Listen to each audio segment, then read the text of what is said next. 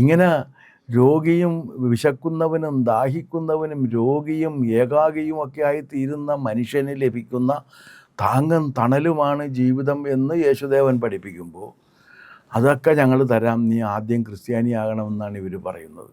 ഇവിടെയാണ് യേശുദേവനും മതപരിവർത്തന സിദ്ധാന്തക്കാരും തമ്മിലുള്ള വൈരുദ്ധ്യം വരുന്നത്. എന്തായാലും ഇതിനകത്ത് വൈരുദ്ധ്യമുണ്ട്.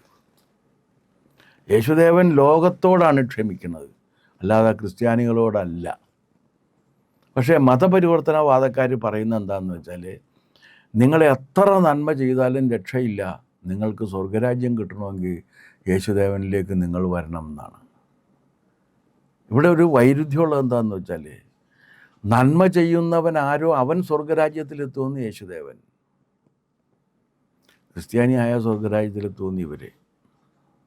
ഇവിടെയാണ് വൈരുദ്ധ്യം വരുന്നത്. ഈ നന്മ ചെയ്യുന്നതിന് നിങ്ങൾക്ക് ജാതിയില്ല. കാരണം വിശക്കുന്നവന് ആഹാരം കൊടുക്കുന്ന സമയത്ത് നിങ്ങൾ ജാതി നോക്കാറുണ്ടോ? ഇല്ലല്ലോ, നോക്കാനും പാടില്ല. ദാഹിക്കുന്നവന് കുടിനീര് കൊടുക്കുന്ന സമയത്ത്, അതാണ് ആ വൈരുദ്ധ്യമാണ് ഈ ചണ്ടാല ഭിക്ഷുകിയിൽ കുമാരനാശാൻ എടുത്ത് ഉപയോഗിച്ചിരിക്കുന്നത്. ദാഹിക്കുന്നു ഭഗിനി കൃപാരസമോഹനം കുളിർ തണ്ണീരുതാശു നീ ഓമലേ തരുതല്ല എന്നത് കേട്ട് ആ മനോഹരി അമ്പരന്നോതിനാൾ. എന്താണ്? അല്ലല്ലെന്തു കഥയിത് കഷ്ടമേ അല്ലലാലങ്ങ് ജാതി മറന്നിതോ നീച നാരിതൻ കയ്യാൽ ജലം വാങ്ങി ആചമിക്കുമോ ചൊല്ലെഴും ആര്യന്മാർ.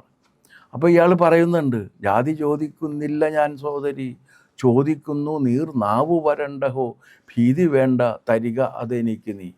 അപ്പോൾ ഈ നാവ് വരണ്ട് മരിക്കാൻ പോകുന്നവന് വെള്ളം കൊടുത്തിട്ട് ആ മരണത്തിന് മുമ്പ് അവനെ ക്രിസ്ത്യാനിയാക്കാൻ ശ്രമിക്കുന്നതിൻ്റെ ഒരു ഹീനകൃത്യം ഉണ്ടല്ലോ, നീചകൃത്യം, അതുണ്ട് ഈ മതപരിവർത്തന വാദക്കാർക്കിടയിൽ.